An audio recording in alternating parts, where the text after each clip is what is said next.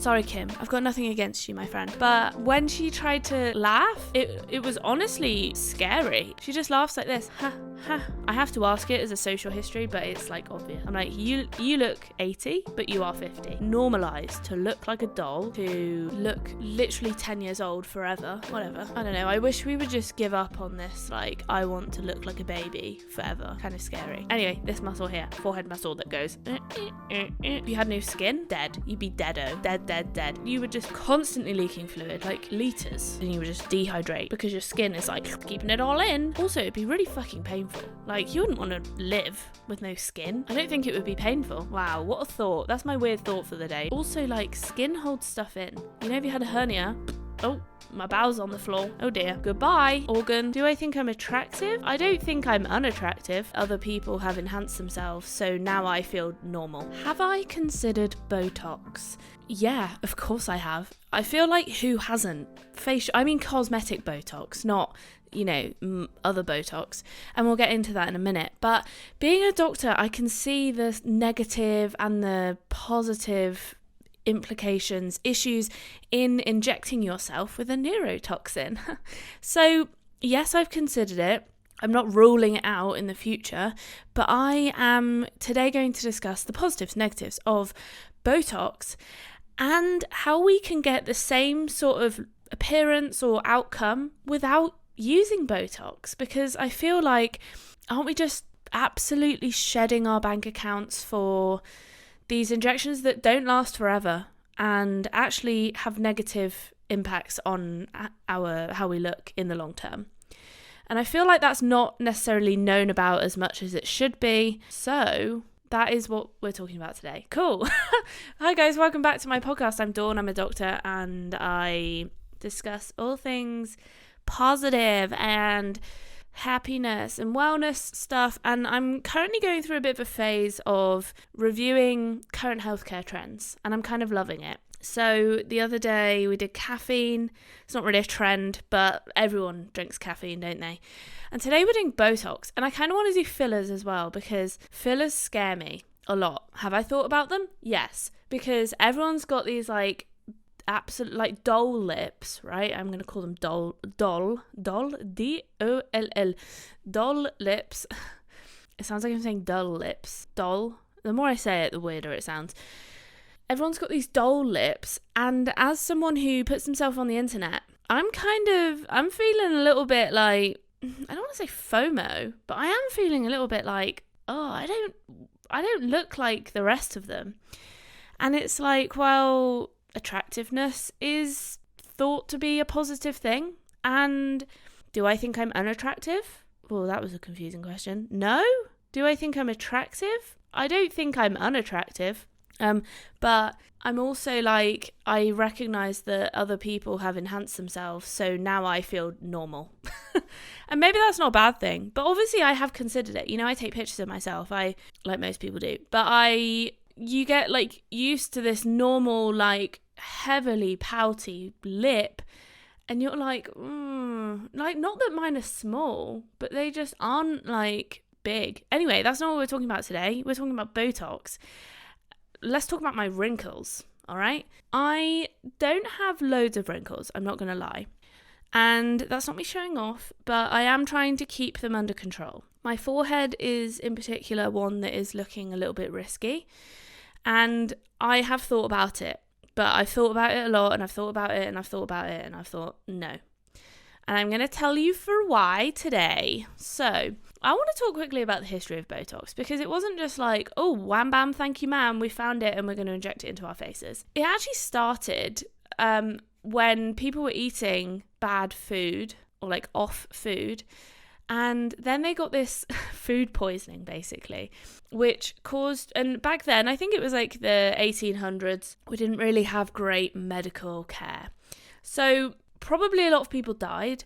Basically you end up getting this potentially, not everybody dies, but potentially fatal form of food poisoning where all of the bacteria that you've ingested releases this toxin, Botox, botulinum toxin, botulinum toxin, And it basically paralyzes your muscles. I mean, you kind of need muscles to live. So if you're paralyzed, and it's not just like the movement, you know, you're not just like lying there paralyzed, it like paralyzes all of your muscles. And if you think about what is an important muscle in your body, the heart, that is literally a muscle. So like, yes, you can get neurodegenerative conditions that paralyze your arms or limbs and stuff, and you know, like MS, for example. This is it's not selective. So you stop being able to breathe, you stop being able to like open your eyes, stuff like that. So nicht gut, very nicht gut. I sound like Bridget Jones. Then it started to be used for squints. So basically where one eye doesn't look in the same direction as the other eye. And if you inject the one that's like overworking, you can get the other one, as in, it's really hard to explain without you being able to see. Let's say my left eye looks inwards. That means that the inside muscle, the one that's next to my nose, is pulling more. So if you paralyze that one, then the eye is going to move more to the middle. And the other muscle is then going to be able to work harder because it's not pulling or trying to pull against this little fucker in the middle that's like pulling really hard. So I think that's the theory behind it. I didn't look that up, but that kind of makes sense in my brain. And then they started using it for medical purposes. This happened in 1978, not that long ago. But basically, people started using it for medical conditions which are related to overactive muscles. So we currently use Botox for, let's say people have like a, what do you call it? Like a contracture, but I don't want to call it a contracture. A spasm?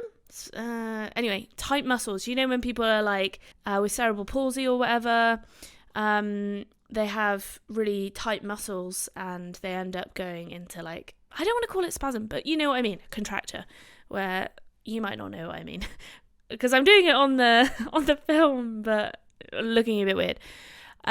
So yeah, you end up, I'm doing that because that is the typical position that you go into. You end up bending your elbow, bending your wrist, drops down and sort of curls around, and your fingers like curl up as well. That's just the typical position.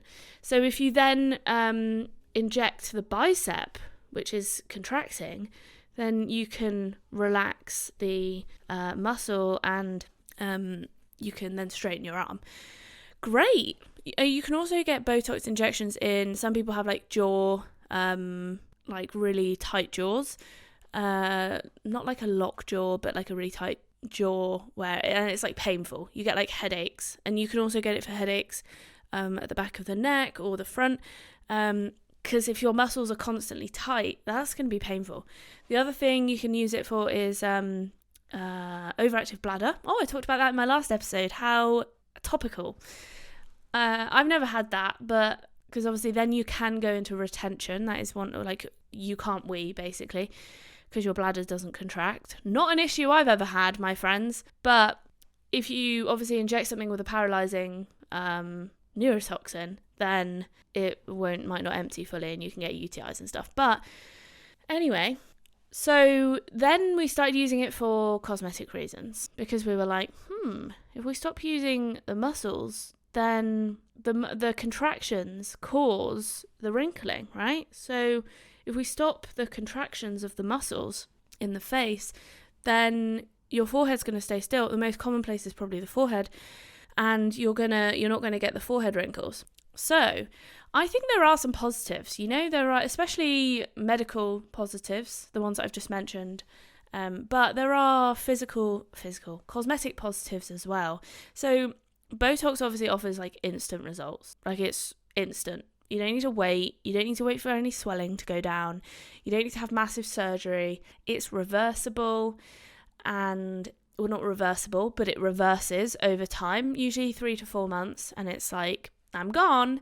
So if you don't like it, you just go, okay, well, I'm only got to wait 3 to 4 months and then I'm back to normal. But obviously you do then have to wait 3 to 4 months. Not ideal, but not awful. You know, it's not like, oh, I had a nose job and then I don't like it, because that's quite a common problem. A lot of people that have cosmetic procedures, they have them because they have a huge distaste for how they look. So then when you change that look, yes, sometimes it's positive, but sometimes they still don't like themselves. So then you're in this like, well, I still don't like myself, so what am I doing next? So forehead lines, frown lines, and crow's feet at the eyes. Also, you can get wrinkles here. I don't know if they inject there though, because then you won't be able to smile. Anyway, I'm sure they inject everywhere. Now, I can think of lots of negative effects to having Botox injected into you, and I've got them all written down here.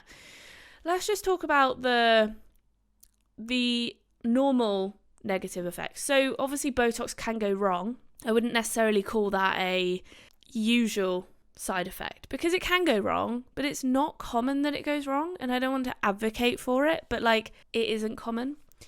So maybe I'll just do those. No, I'll do them after.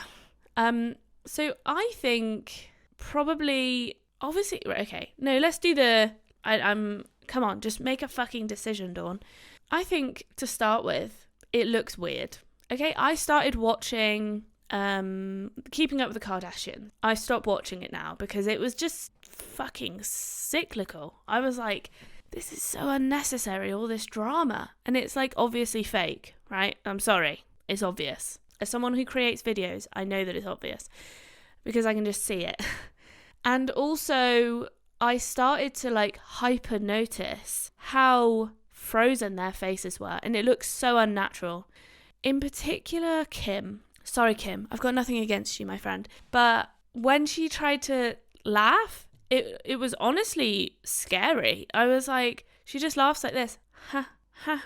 And it's like, oh my God, you literally can't move your face. So it's rare that you see them like actually let go and laugh and like be like, oh, I don't know, maybe it's just not that funny. But maybe they just don't laugh that much on camera. But even just like a small like, ha, you know, they're just like, ha, ha. Okay, I'm sorry if you can't see this on the video. If you can't, you know, if you're just listening, I am just go and look up Kim Kardashian on Google and you will know what I mean. And maybe even, I'm sure people have done videos on YouTube about it. Maybe go check that out because it's kind of scary to watch.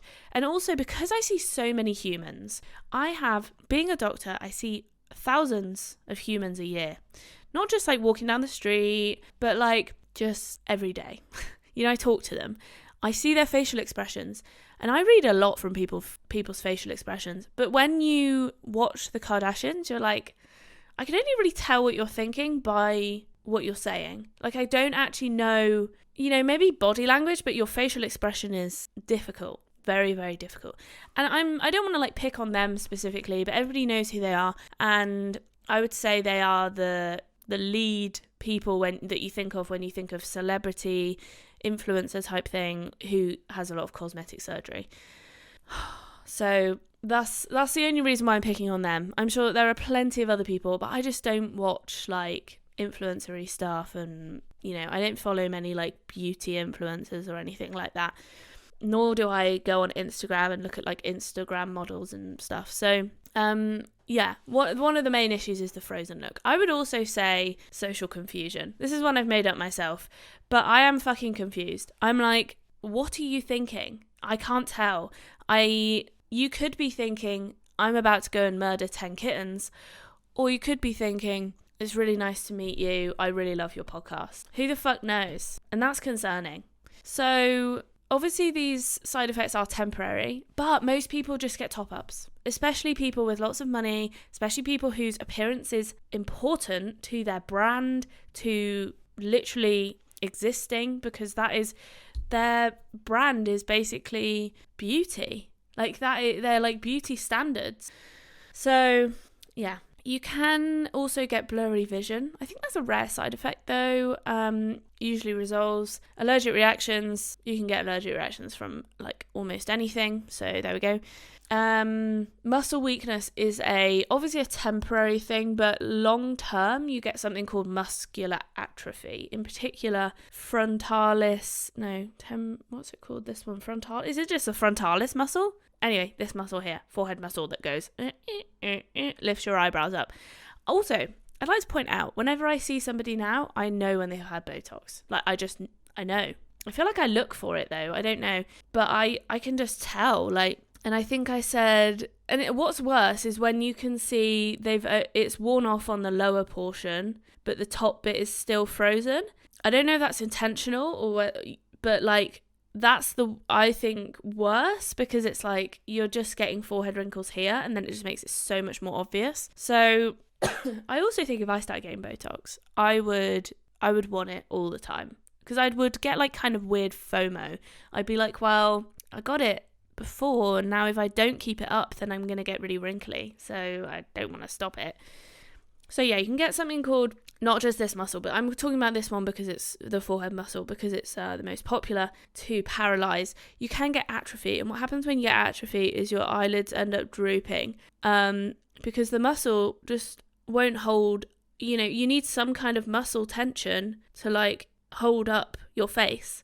So then you get droopy eyes mainly, and you then might end up need to get like a little facelift. So look, I might look back on this in 5 years when I'm a, I don't know, successful YouTuber or whatever, wherever life takes me. I actually don't know. I don't want to say that that's going to happen, because it might not. But, and that might not be my goal. I don't know. But, and I might think, wow, Dawn, you were so naive, and now you've got Botox and fillers and stuff. But I like to think that that won't happen. Now, I live in the UK. Like, not that many people get it. I am in a cohort of people who are, I would say, very health conscious doctors. There are some doctors I know who have had it, mainly because I can see it or they've told me. There are some nurses, but I would say few and far between. And also, we're in a caring profession where people want you to look like you've got a fucking, emotion. So there we go. You can also get issues with Botox going to other parts of the body. It's super, super rare, like almost unheard of. Basically getting botulinism, which is that's the effect that you get when you get poisoned with Botox, basically. But the thing is, I actually looked this up, and basically the concentration of Botox in injections is significantly diluted compared to what level you would need to die from. So good news. Aesthetic disenchantment is also a thing. It's just like you're never quite happy, and you like I said, like I would get to the point where I'd be like, well, I got it last time, so I should keep it up. And this shit isn't like cheap. It's not like £10. It's like, £100 to £300, depending on where you go, what you get. I would want to get good stuff, I wouldn't want to get like, who the fuck knows what's in this? And that's the other concern, is who the fuck knows? Anybody can inject Botox. I could make some good money off it. I've thought about it, It's easy. It's great money making for a doctor. Although, would people pay to have a doctor do it when they could have a random person do it for cheaper? I don't know. Depends how much you care about your life. No, I don't know. Depends how much you care about that, like money and stuff like that. There are other factors. But yeah, I'm scared of myself, especially with my weight loss journey at the moment. I am scared that I'm going to get to a point where I'm like, okay, I've reached my goal weight, but I'm not happy. So I'm going to keep going. Okay, I've reached 5 kilos under my goal weight. I'm not happy. I'm going to keep going. And that is a fear of mine. That's something I'm very conscious of, because you don't want to like keep moving the barrier, keep moving the mark and being like, okay, I need more, and it's a slippery slope, and I am fully aware of that in many things. It's like you do one thing and then it's like, oh, okay, I want more, or I need more. So how do I get this beautiful radiant look? I'm nearly 29, by the way. So this is how I look. I have had no cosmetic surgery done. Zero. Absolutely none. Not that I'm like proud of that or not proud of it, but like just want to let you know that's the sitch. So, and that doesn't mean I won't get any in the future. I have thought about a lot of cosmetic procedures. Like, obviously, I have. They're in the news. They're in front of you. And as a doctor, you know, I worked on plastic surgery for a bit. So I was like in that kind of field, and we would see like cosmetic surgery gone wrong, which is kind of not great. But also I see some stuff on YouTube, and it's like, it is thrown around you, normalized to look like a doll, to look literally 10 years old forever. Like, whatever. I don't know. I wish we would just give up on this, like, I want to look like a baby forever. Kind of scary.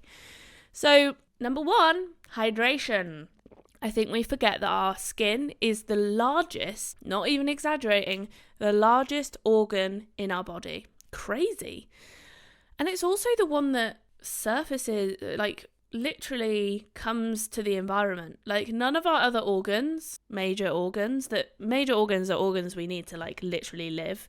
Our heart, because you could say that your eyes are an organ, I suppose, because an organ is just a complex bunch of different tissues and cells that create a thing, an organ. But your eyes, you don't need them to live. Like, you could not have eyes and be fine. Like, you would be alive. So, but your skin, if you had no skin, dead. You'd be deado. Dead. You would not live, because you would just be constantly leaking fluid. It's the problem with burns. Constantly leaking fluid, like litres of fluid, and you would just dehydrate because your skin is like keeping it all in. And obviously you would be prone to infection. Also, it'd be really fucking painful. Like, you wouldn't want to live with no skin, would you? It'd be really painful. I don't know, actually, would it? I feel like if you had no skin, I don't think it would be painful. Wow, what a thought. That's my weird thought for the day. If you had no skin, and I don't mean like burnt skin, I mean no skin. Also, like, skin holds stuff in. You know, if you had a hernia, oh, my bowel's on the floor. Oh dear. What else would be on the floor? Because you've got a lot of muscles that hold shit in. Eyes? No, they would still be in. Anyway, but if you had a hernia or a prolapse, goodbye, organ. Okay, so hydration. Guys, this is, like I say, it's an organ, so it needs looking after. That means inside and out. I have a skincare routine. Woo, who doesn't? My skincare routine, I have thought about doing it on my YouTube channel, but I don't think anybody cares, so I'll just tell you quickly. I've started using micellar cleansing water because I probably wasn't washing my face enough, because okay, this is a really first world problem, but I don't like it when the water drips down my elbows and then it ends up going into my armpit. Sorry. So I use cleansing water every night, and then I put on my night cream. And this is only a recent addition, by the way. And then when I wake up in the morning, give my face a little water wash, and then I put on my day cream, which I've got on now. It's got SPF 30 in it. You should always be wearing SPF. Doesn't matter if it's sunny or not. And you should be drinking water. I also take collagen oral supplements. I get them from Amazon, you know. I have omega-3 as well. So your skin is made up of like different fats as well, so that is kind of important too. Healthy lifestyle, eating well, eating lots of antioxidant foods, so like blueberries, etc. And my collagen tablets have blueberry, acai and turmeric in it, which are all very good for you as well. So there we go. I feel like I'm doing things. Sleeping well. Some people say don't sleep on your side or your face, but I'm like, fuck that. I'm not going to be able to sleep if I don't sleep on my side. So I can't just sleep on my back like a mummy. Because your skin needs to repair, and everything needs to repair whilst you're sleeping. Stress. Not only do the internal effects of stress come out of you, but also if you're stressed, you know, you're like muscle tensing. Smoking, avoid, please stop that. And excessive alcohol, also please stop that safely, but stop it. And regular exercise, which is just really good for blood flow. You need good blood flow to all of those skin cells. Smoking reduces, you can tell when someone's smoked. I can look at you and be like, you smoked your whole life. I have to ask it as a social history, but it's like obvious. I'm like, you look 80, but you are 50. That's unfortunate. So please stop smoking. There are other things. Facial contouring. Well, we can do that with makeup, but that doesn't change things. And microcurrent facials. This is something I've only just discovered, but basically you electrocute yourself on your face, or you stimulate your muscles, and then it's like a temporary thing, but it like lifts up your skin. You can also get like non-surgical facelifts, but they can often just like pull your skin and then it just comes back down anyway. I think personally, if you want to look good without Botox, you just need to look after yourself. Like, have a good skincare routine, wash your face, drink plenty of water, exercise, don't smoke, sun cream. Easy peasy. And in fact, I think the normal look is just going to swing back around. I don't know though. Are we all going to get that, like, there's that horrible, like, filler face that you can get, and I wonder if that's going to become the new beauty norm. But it's like, fine, you go ahead and do that. I'm just going to carry on living my life and existing as me. Cool. Anyway, guys, thanks so much for listening all the way to the end. Wow. I think next time or soon I will talk about fillers as well, because, come on, I feel like it might have been overdone, but we'll go there. And thanks so much for listening. Give it a like if you liked it. Thanks to all the people that do. Give it a 5-star. Oh, the fucking camera just went off. Give it a 5-star review if you're listening on the podcast. That'd be super helpful. And I upload every Monday and Thursdays. So thanks so much and have a good October. No, sorry, November. Okay, bye. Love you. Oh, that was really gross. Sorry. I'm so sorry about that.